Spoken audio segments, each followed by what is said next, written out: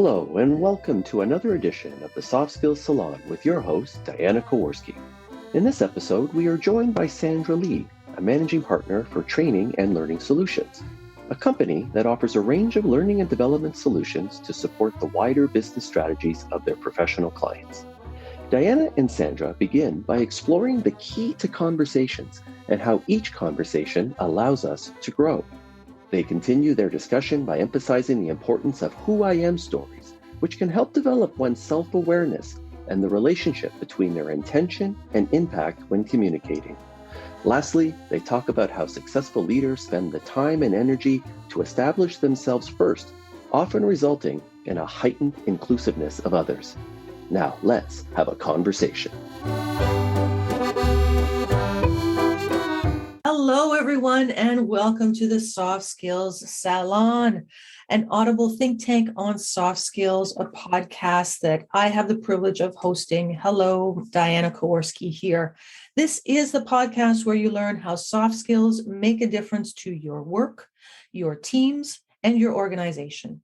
Here we will listen to international and diverse voices, both novices and experts, and discussing how their real-life perspectives, strategies, and insights have a connection to soft skills. Learn how, when, and where our guests have experimented, experienced, or seen the impact on the job that soft skills can have. Each episode is a conversation based on our Soft Skills Impact Questionnaire. And that questionnaire is a set of 15 questions from which our guests pre-select those that they find of particular interest, and those questions serve as the platform for our time together. Join us for a dynamic and informative chat because, as I say, conversation is the currency of communication. So let's have a conversation, and I am thrilled, absolutely thrilled to introduce Sandra Lee, who I count as both friend as well as esteemed colleague. Sandra Lee established Training and Learning Solutions back in early 2002 and has been engaged in the field of learning and development for 25 years. She's a highly experienced and much sought after training consultant and executive coach. She designs and facilitates learning solutions to support the wider business strategies of her clients on a global basis: Europe, Latin, the US, Canada, and APAC. She does a lot of time zones. As an advocate for inclusion in the workplace, her training aspires to create and build a safe work environment that enables us all to be heard and where we can feel we belong. Sandra possesses strong relationship management skills, preferring to approach clients with a business partnering and long-term viewpoint, adding value throughout the process. She's a great influencer and communicator at all levels, using different approaches to frequently deliver results that surpass clients' expectations. Hello, Sandra. Thank you for being here. Hello, Diana. Thank you for that lovely introduction that I wrote myself. Thank you. And humility gets to be added to your introduction, and some humility. I can attest to the overwhelming majority of the information in that bio, Sandra. So that goes without saying. However, let's make sure it's known.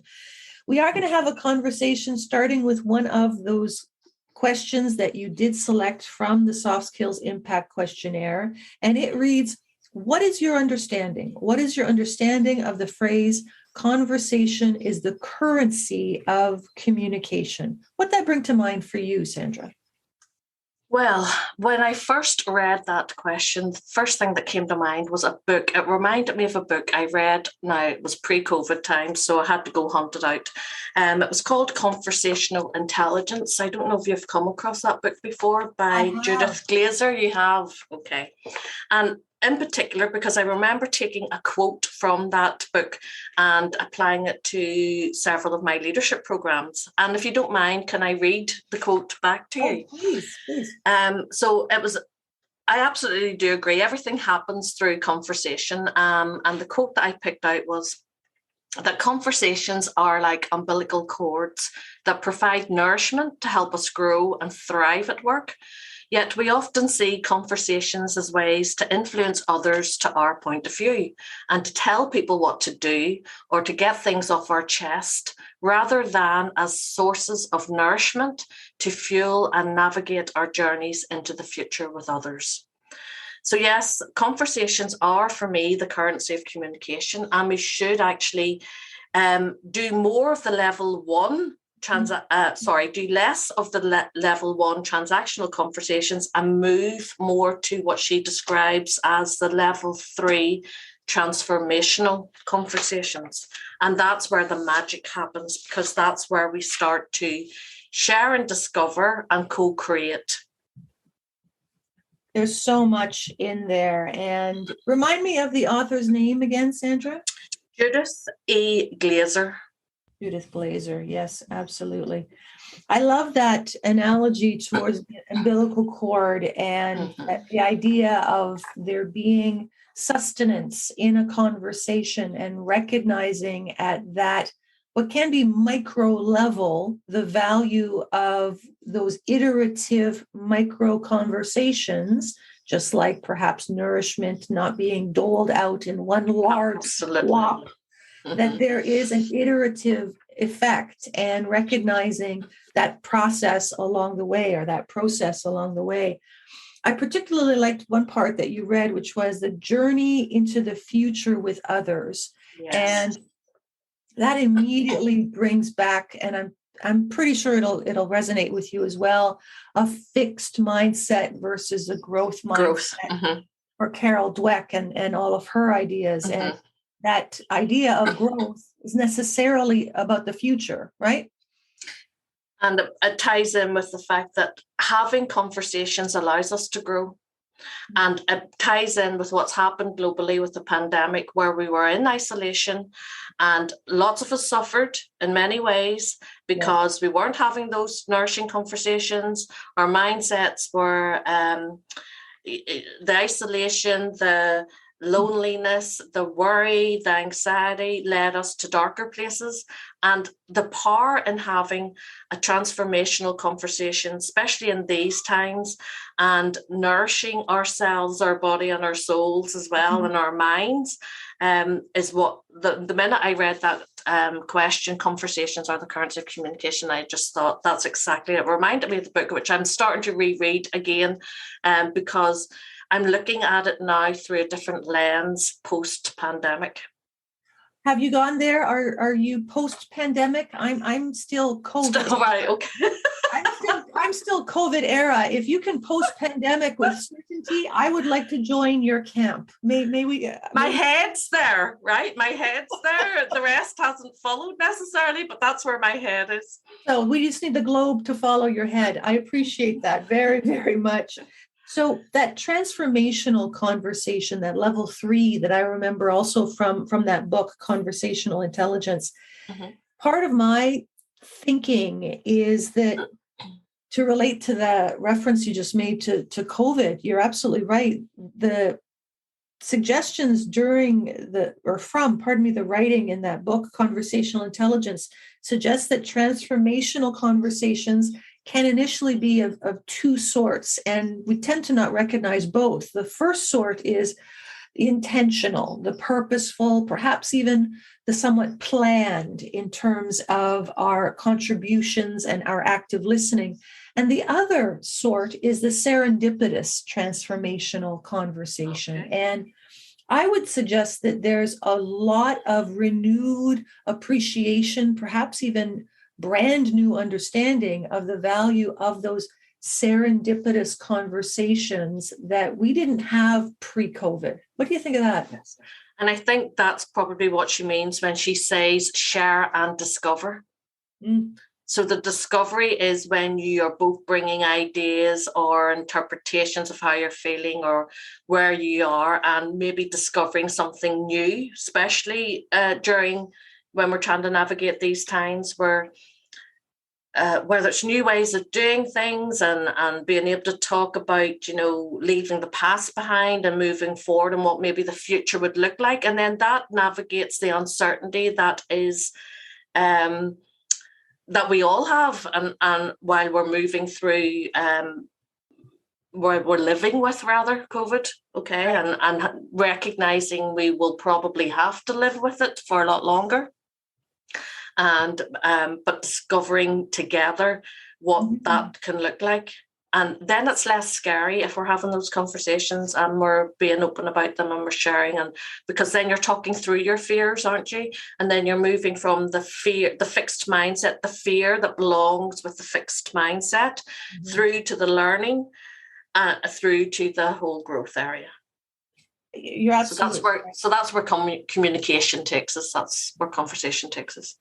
Fair enough. And I had recently, to my thinking as well, introduced the flip side and the concept of social risk, which I thought was interesting. And I think perhaps you might as well. With those conversations, there is no guarantee. Right? There's no return policy, so to speak, that there is an inherent social risk that when we externalize interpersonally, that perhaps we may be of limited popularity or limited clarity. However, it is in that action of externalizing, and it sounds so base in itself, yes. Right. But it's that act of externalizing that there's social risk. That's the first part I'm going to ask you to comment on. And then the second part that I haven't heard a lot about that I've been thinking about is, in order for me to have these conversations, there's a bit of work, if not perhaps a lot of work, that I need to do in knowing what the heck do I think? Do I have some language to articulate? So what do you think of that social risk part? Okay, when you came up with social risk, the first word that comes to my mind is vulnerability. And what I've done a lot of in my leadership roles is, and especially during the last 2.5 years, is to help leaders and employees connect with their story. And because connection is required, I think we need more of that during this time, and to be vulnerable with it. Because if the leader can go first with the vulnerability, that's the connection, that's the reaching out, that's the rapport building, hence that's the trust. And we need that more than ever now. And I have been focusing a lot on leadership stories around give them a sense of who you are. Let's face it, we've now got to the stage where we are fighting the world into our bedrooms, our home offices, our kitchens, our living rooms. Right. And we can no longer, it's no longer just who's in our area, our community, even our country anymore. We're working on a global basis, and the world is getting smaller by the very fact we can work remotely and fight the world in online. Right. So therefore, to me, that connection piece that might kick in when you're not in the office and you're not face-to-face, that distance bias that kicks in, then that fun, how do I know I'm adding value? How do I know I'm making an impact? And it helps when leaders go first with the vulnerability to say, you're not alone. I'm in this too. I'm feeling the same way. And maybe share some of their stories around the social risk. And then when they make that okay, then the rest of us can open up, and that might help feed into less stress, less anxiety, help with the mental, emotional issues that are going on for us. And to me, that's where leadership is almost having to go now. Go into that space where maybe there was a time where there was that's a fine line. We don't tread the line from work to home, but lo and behold, that's exactly what we're having to do. So we need to move with the times in terms of our leadership. And the globe is becoming smaller. So, for example, I'm in the Greater Toronto area in Canada. And where are you right now, Sandra? So I'm based in Belfast in Northern Ireland, if the accent hasn't already given it away. And let's hope you can understand the accent. I'm doing my best to enunciate today. Sandra, we all have accents, so I'm hoping that mine is equally understandable to everyone, I assure you.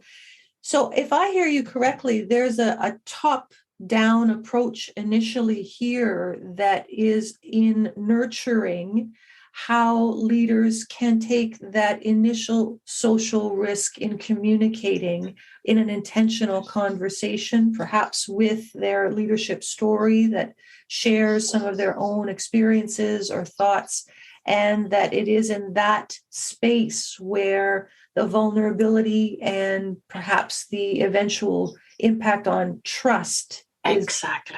Is that space? Yeah. Absolutely. Because when they go there, it helps build that trust, and that, let's use the word that's out there a lot these days, psychological safety. Oh, yes. Which I think we need more now than ever.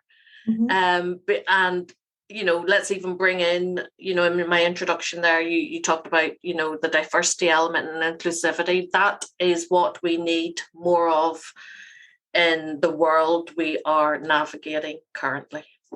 And bringing that back into conversations in part is looking for where there's perhaps points of connect and perhaps points of separation, which is a very different lens that I would say to you is both psychologically safe as well as inclusive than looking for any hierarchical better than or worse than or other than or central to.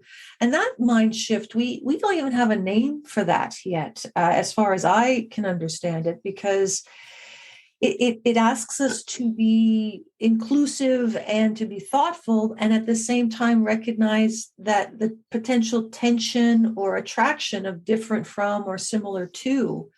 I can tell you, I remember, Sandra, years and years ago when I first started, we have similar spanned careers right now, where I knew that if I, no matter where I was working, disclosed my interests in a particular faith community, for example, or if I disclosed that I might hold a political view, for example, or, I do identify as a woman, so there's already some inherent pieces there in terms of what happens, that the risk I would run was in having a conversation about all of what made me versus the content of what I may have been training or coaching, because it was of such a remarkable nature. So I learned that I would say to you, but rather quickly, but abruptly, not to bring my whole not set. To go there. Yes, exactly.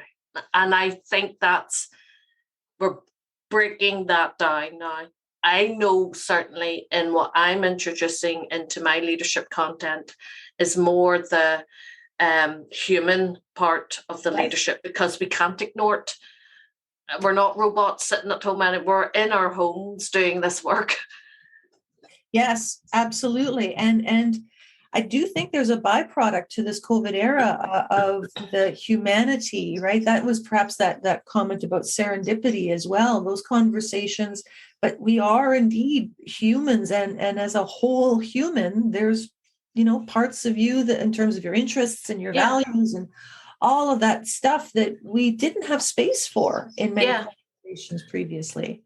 I mean, people would talk about going to work and leaving everything at home behind once you cross the door. I mean, not that I believe that for as long as I've been delivering anyway, but we physically are working from home. So where do you leave it? Does that make sense?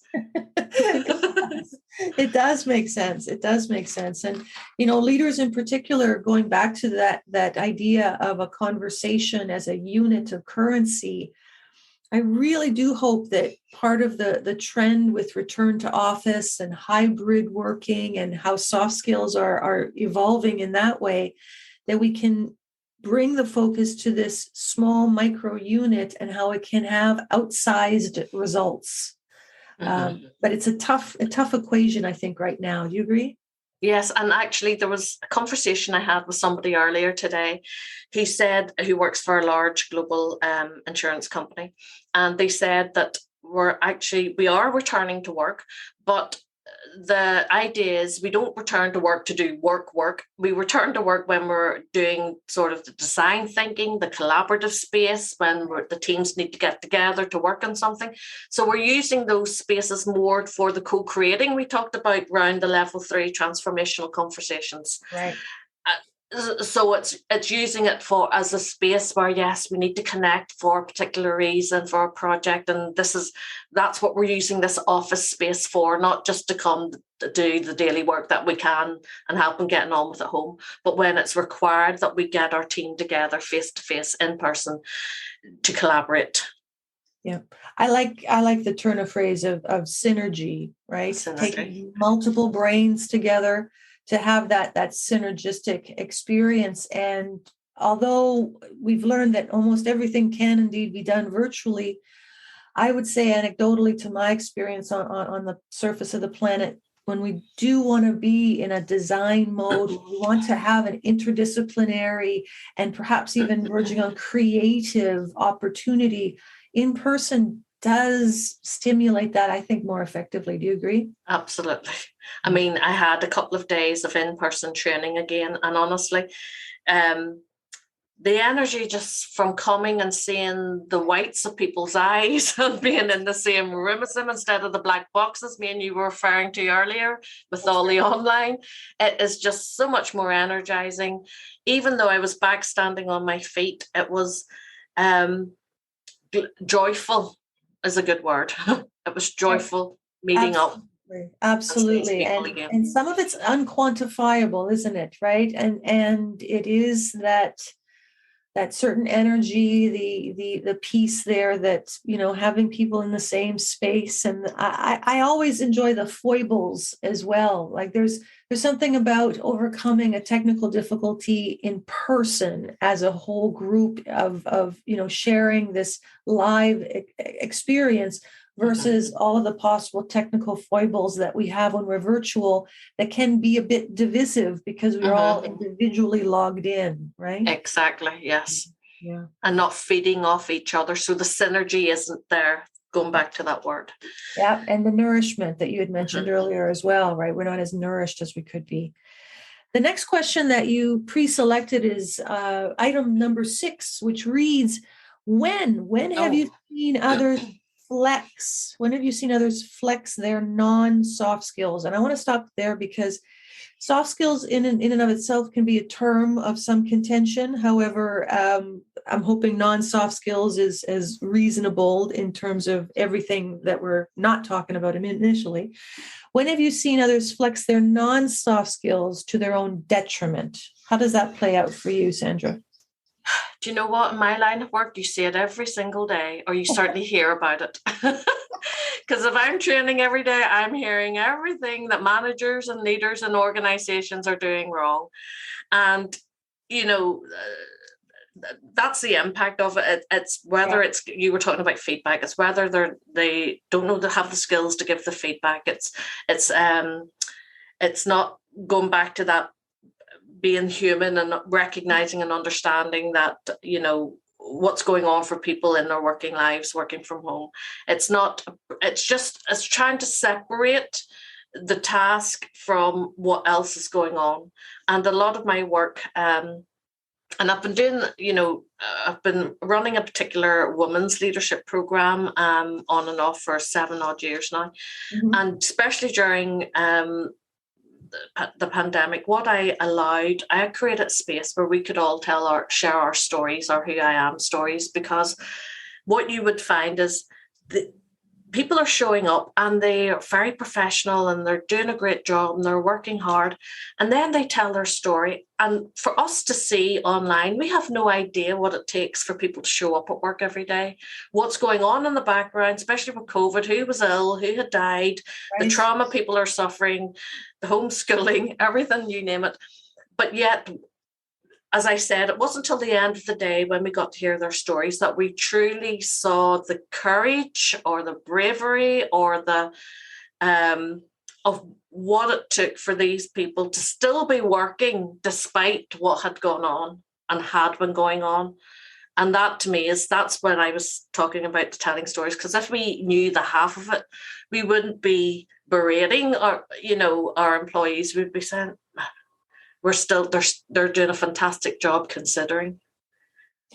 Absolutely. And maybe this ties back to one of your comments about leaders taking that initial role modeling step of telling their stories and providing a space for others, because who I am stories can be remarkably revealing. And as you said, indicate where there are perhaps underappreciated acts of courage and or skill, right? Sometimes having, socks that match can be an enormous point of celebration for, a busy household or someone who's perhaps living with very young children during COVID as well, as you said.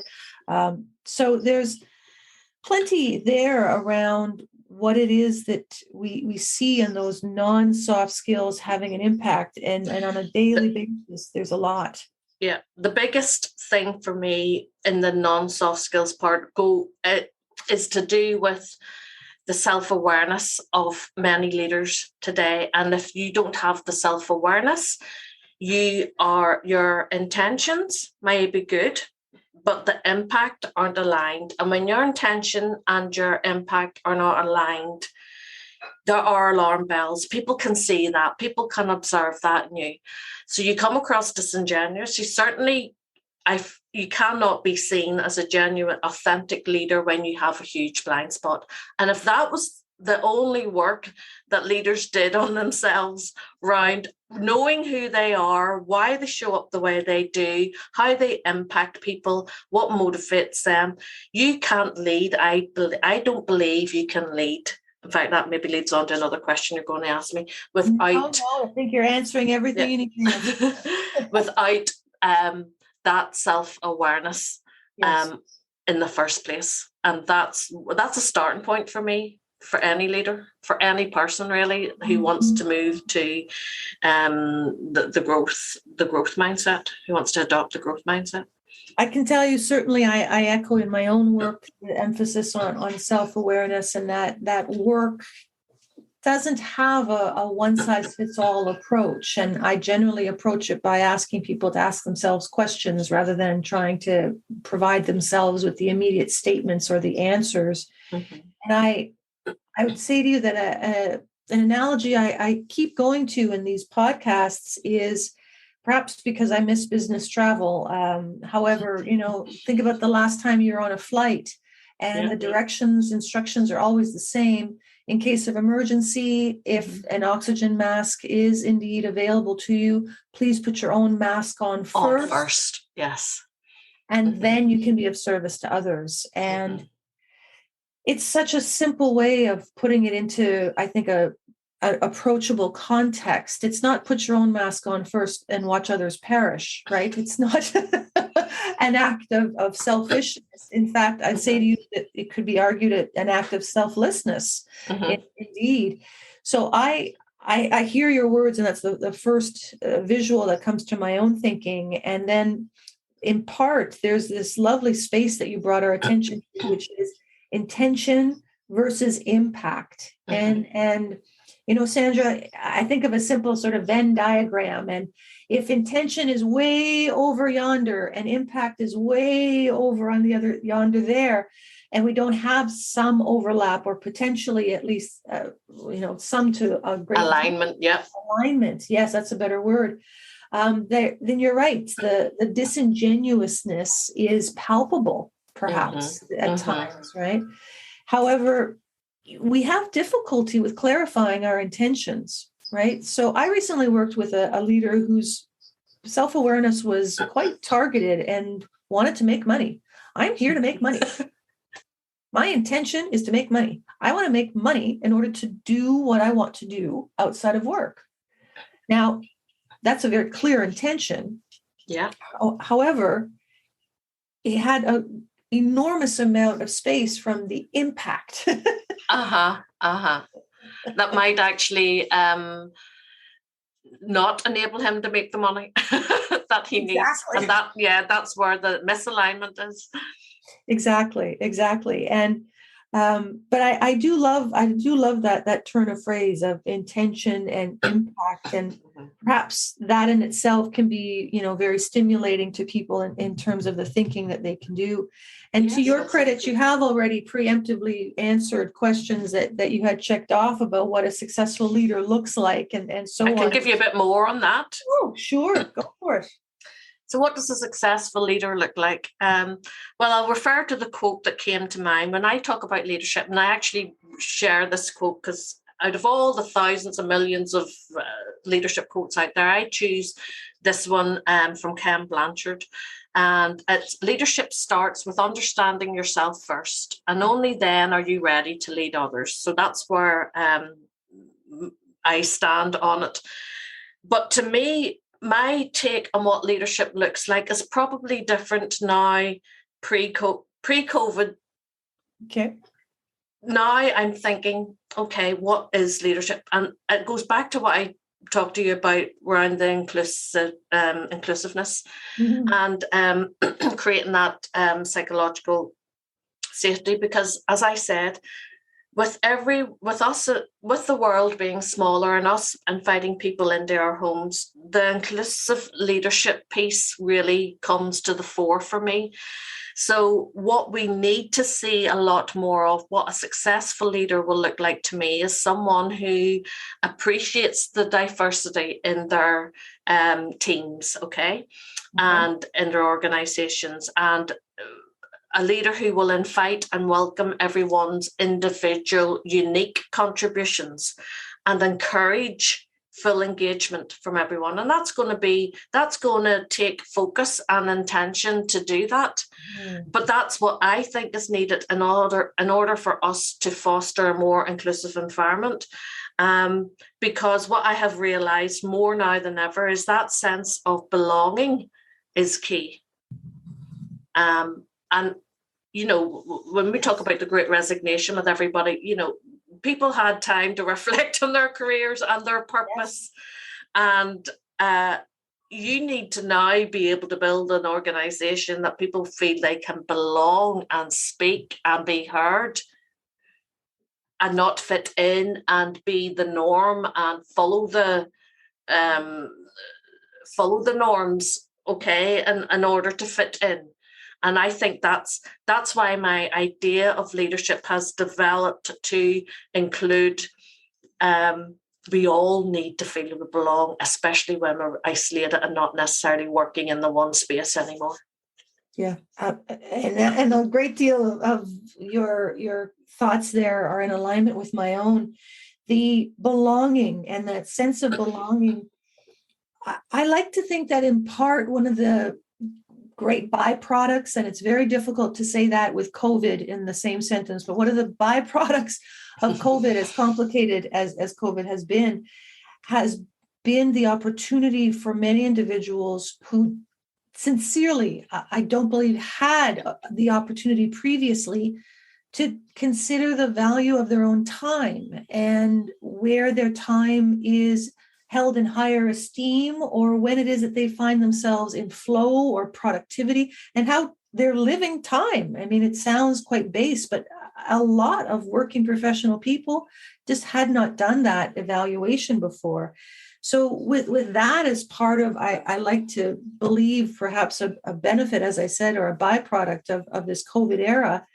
If I circle back, the 3 points around inclusive leadership that I understood from your great words were appreciating diversity, inviting individual and unique contribution, secondly, and then lastly, in the third area of encouraging full engagement. And I would love to hyphenate engagement with enjoyment, but I think that might be a remarkably tall order. And as we move forward, the work that you do in providing training, on the planet, and with some of the work, especially that you have done in supporting aspirational women leaders and, women leaders in expanding their current roles, it would certainly seem to me that success does revolve right now in those pillars, in supporting staff to value their time and to belong, and all of this, is a circuitous route, but we can see it on the horizon, leading back to productivity, leading back to profit. We don't like to talk about absolutely. When we do that, then you get your profits will increase, the bottom line. Because you're getting the full person, bringing all their ideas and all their uniqueness to the table. And if there's one, if you want to reduce it to one behavior, there's plenty of behaviors we can, but being curious about other people, that open growth mindset we started the conversation with, that deep curiosity, that ability to listen without judgment. Let's go back to Stephen Covey and seek first to understand others. These are all, let's use the word curious about it's a people. Great word. And it's a really great word to segue into what I'll ask you for now as one of our final notes, which is, in addition to your initial reference to conversational intelligence, are there any other resources or any material out there in the ether that you think might be of value? Absolutely, there's tons, but I've limited myself to offering you one that I find extremely useful over the last couple of years, and I think it would do loads of people be of great benefit. And it's a book called Emotional Agility. Yeah. Get Unstuck, Embrace Change, and Thrive in Work and Life by Susan David. And it's this idea that with everything we've had to navigate, we can almost do that self-coaching piece in ourselves with emotional agility, being able to not get stuck in that anxiety, that fear, that uncertainty, and follow processes to move ourselves from that to a more productive state, to a more mindful state. And that emotional agility book is an easy read, but extremely useful, and it'll help get the mindset right for what is ahead and for what the future might look like. That's fantastic. Thank you so much for that, Sandra. I have not read that one. And your reference to self-coaching. Self-coaching is one of those pieces that I have so much of my own thinking and writing historically focus on that I admit, too few opportunities to teach. So any piece that I can bring into the idea of self-coaching, I will be reading this book. And I appreciate not only that recommendation, but all of your insights and your time. I know that your time is certainly valuable, and taking time out to be a part of this podcast, I sincerely appreciate. Thank you so much, Sandra. And thank you, Diana. Thank you very much for listening to another dynamic and informative episode of the Soft Skills Salon with your host, Diana Kowarski. Please consider subscribing to our show wherever you listen to your podcasts. And we also encourage you to visit our website and social media links, which you can find in the show's notes. We look forward to bringing you another episode. And remember, conversation is the currency of communication. Bye for now.